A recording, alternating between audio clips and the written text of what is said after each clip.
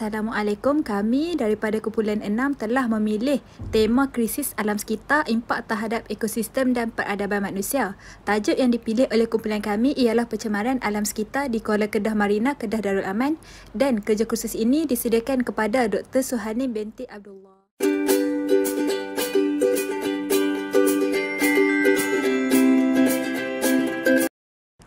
Ahli-ahli kumpulan 6 terdiri daripada 10 orang pelajar.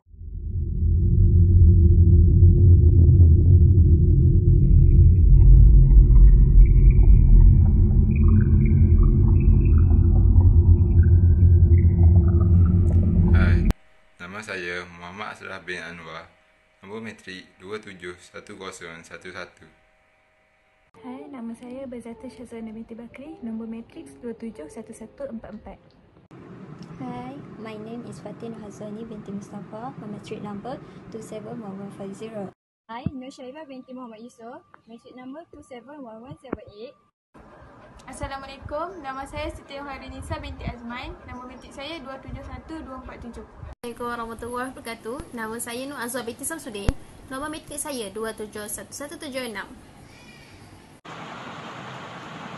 Hai, Assalamualaikum. Nama saya Anis Syarina binti Syawal, nombor matrik 271115. Nama saya Arya Wandi, anak perempuan Mian, nombor matrik 271169. Nama saya Hafiz Iqmal Hakim, nombor matrik 271249.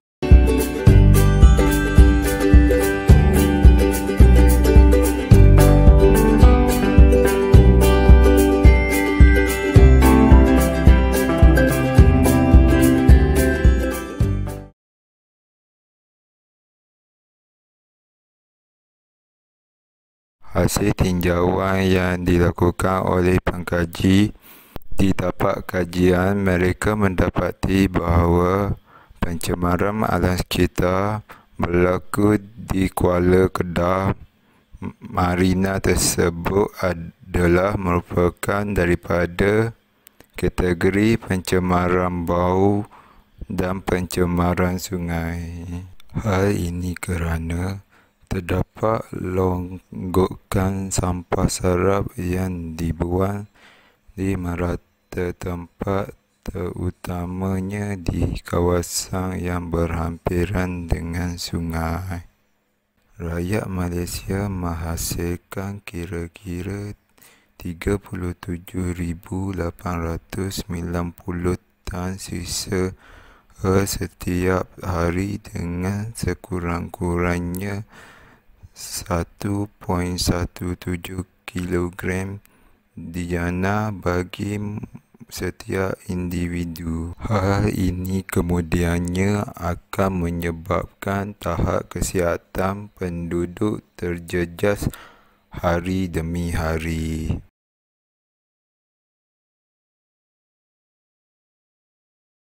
Pencemaran bau didefinisikan sebagai aroma atau bauan yang kurang menyenangkan atau dari segi saintifiknya sebagai interpretasi hasil penerimaan rangsangan pada sistem deria. Pencemaran bau merupakan keadaan udara yang dicemarkan oleh bahan pencemar dan lepaskan bau busuk yang boleh membawa ketidakselesaan kepada penduduk di persekitarannya, menyukarkan pernafasan serta mengganggu alam sekitar dan aktiviti seharian manusia dan haiwan.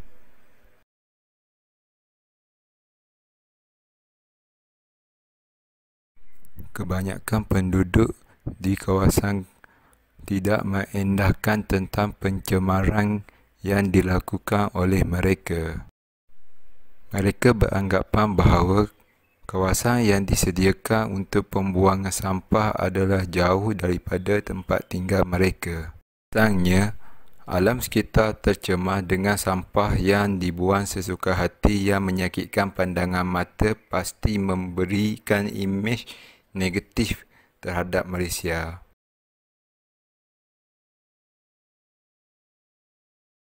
Terdapat makanan yang dipesan oleh penduduk tidak dihabiskan lalu dibuang begitu sahaja. Jika dibiarkan setiap hari, ia akan menyebabkan kawasan persekitaran berbau busuk. Kira-kira 8,000 tan atau 8 juta kilogram makanan dibuang rakyat Malaysia setiap hari. Jumlah itu sahaja mampu menyediakan makanan untuk 6 juta orang. Makanan yang dibuang lazimnya berakhir di tapak pelupusan sampah. Perebutan sisa makanan menghasilkan gas metana yang menyumbang kepada pemanasan global. Proses sisa makanan mereput juga menghasilkan air larut resap atau licit yang boleh mencemarkan sumber air dalam tanah. Yang pertama sekali, yang paling ketara ialah bau lah. Ya, jadi baunya yang sebenarnya merupakan gas metana. Dan gas metana ini pula merupakan salah satu gas yang dianggap sebagai gas kesan rumah hijau, greenhouse gas, ataupun yang boleh menyebabkan perubahan cuaca, climate change. Yang ketiga, terkumpulnya sisa-sisa makanan ataupun sisa-sisa organik ini, ya, dia boleh menyebabkan banyak pembiakan virus, bakteria ataupun kuman-kuman yang boleh membahayakan manusia. Justru amalan pengasingan sisa dilihat mampu mengurangkan sisa makanan di tapak pelupusan sampah sekaligus memudahkan usaha kitar semula bahan organik itu untuk dijadikan bahan kompos. Ketika ini, sisa makanan yang dibuang bercampur dengan sisa pepejal yang lain menyebabkan ia sukar dirawat sebagai kompos. Apa yang penting, amalan pengurangan sisa dengan tidak membazir makanan perlu dipraktikkan untuk mengelak pembaziran. Makanan adalah sukar untuk terurai, maka dengan itu ianya akan memberikan impak yang besar terhadap alam sekitar. Penduduk berhadapan dengan situasi yang sama, iaitu hidup dalam suasana yang tidak menyenangkan jika perkara ini tidak ditangani.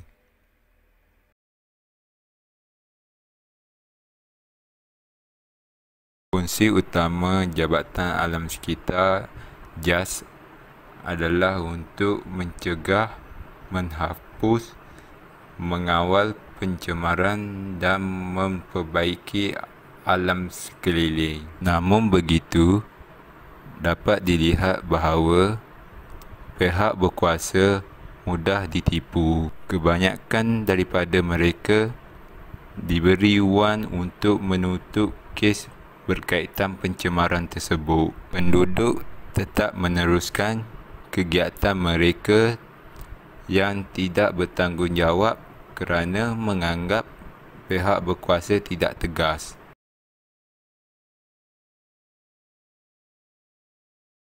Persekitaran yang dipenuhi lalat memudahkan penyakit berjangkit terjadi. Pembuangan sampah seperti tayar polistiren, tin dan botol kosong tidak terurus akan menarik perhatian vektor pembawa penyakit seperti haiwan dan serangga, lalu menjadi kawasan pembiakan nyamuk Aedes, tikus dan lipas. Oleh itu, secara tidak langsung akan meningkatkan lagi kes penyakit berjangkit seperti denggi, leptospirosis yang boleh membawa maut. Ini membuktikan bahawa apabila pembuangan sampah tidak terurus akan meningkatkan lagi kes penyakit berjangkit.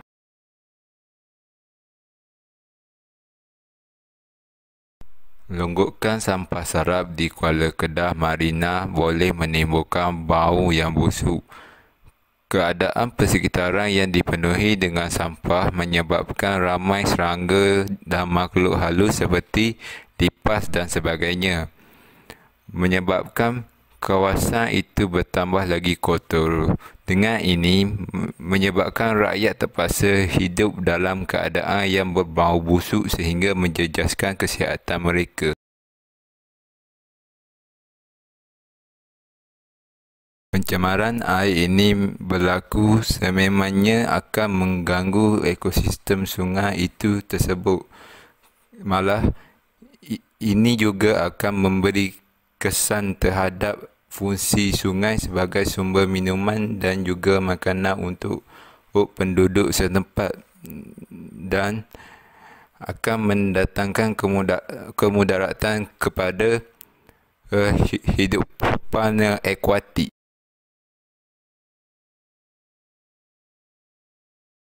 Sampah sarap yang tidak terurus akan mengakibatkan berlakunya bau busuk di kawasan sekitar. Kebanyakan penduduk tidak senang dengan bau sekitar yang busuk akibat pembuangan sampah tersebut. Situasi ini menjadi lebih teruk terutamanya apabila hujan, air turun pekat hitam dari sampah dengan bau busuk akan memenuhi udara tempat terbabit. Pembuangan sampah sarap yang tidak sistematik akan menjejaskan imej negara. Terdapat sesetengah penduduk yang tidak mengikat plastik sampah dengan betul dan mengambil jalan mudah dengan membuang dan melontar sehingga menyebabkan sampah itu bertaburan di sekitar tempat pembuangan sampah. Kebanyakan sampah juga akan bersepah dan bertabur merata-rata menyebabkan haiwan dan anjing, kucing, burung menggeledah dan mengorek plastik sampah untuk mencari makanan. Orang luar yang datang melihat akan memberi pandangan negatif terhadap penjagaan kebersihan terutamanya di kalangan rakyat Malaysia.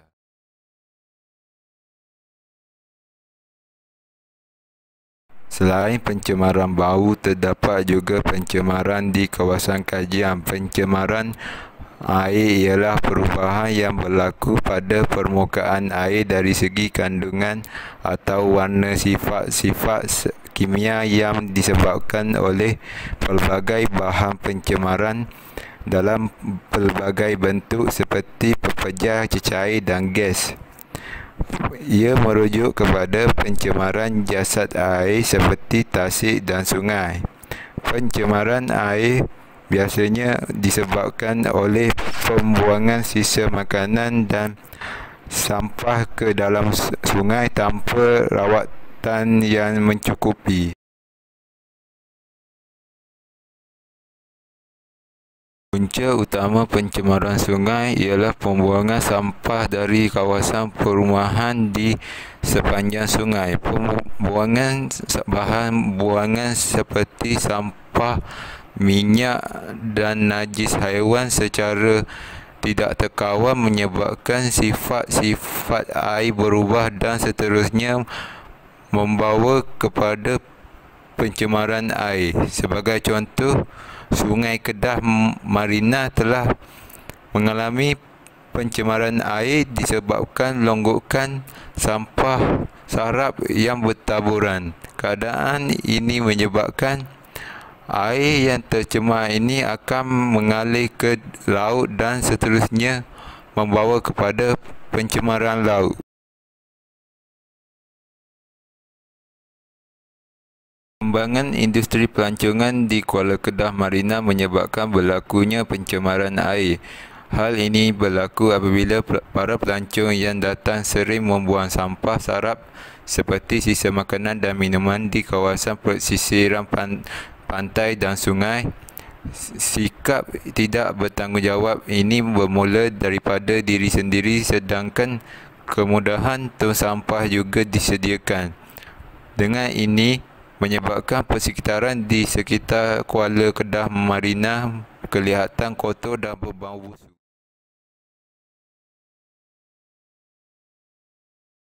Pencemaran sungai akan memberi kesan kepada kesihatan manusia. Air yang tercemar mengandungi bahan kimia seperti sodium nitrat, merkuri dan sebagainya yang boleh memudaratkan kesihatan manusia. Contohnya, sodium memberi kesan kepada jantung manakala merkuri dan plumbon juga menyebabkan saraf. Terdapat pelbagai penyakit yang berjangkit melalui air minuman dan air mandian seperti disentri, salmonella dan hepatitis. Dengan pencemaran sungai menyebabkan kesihatan manusia terjejas melalui wujudnya banyak penyakit berjangkit.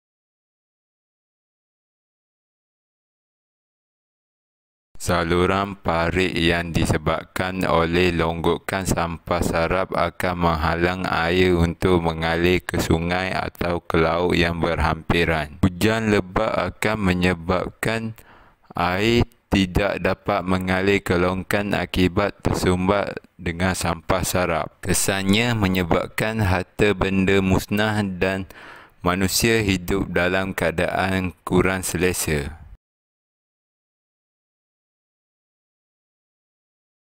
Kerajaan negeri perlu mengarahkan semua agensi di bawahnya agar mengenal pasti semua kawasan yang berpotensi tercemar di negeri tersebut.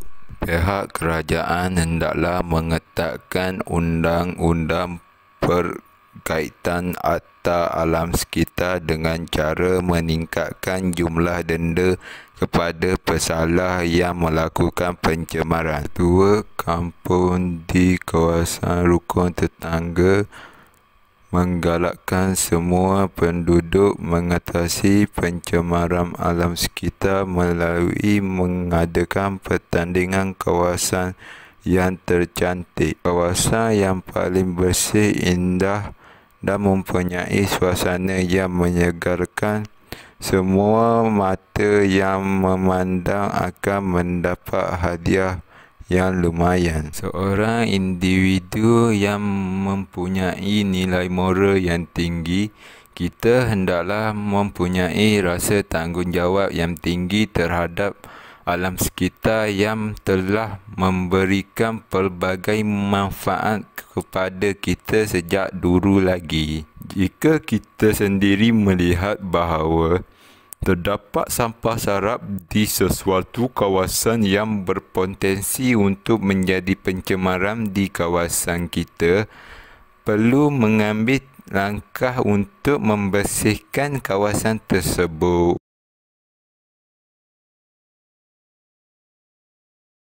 Masalah pencemaran alam sekitar haruslah ditangani dengan segera dan usaha ini memerlukan kerjasama daripada semua pihak.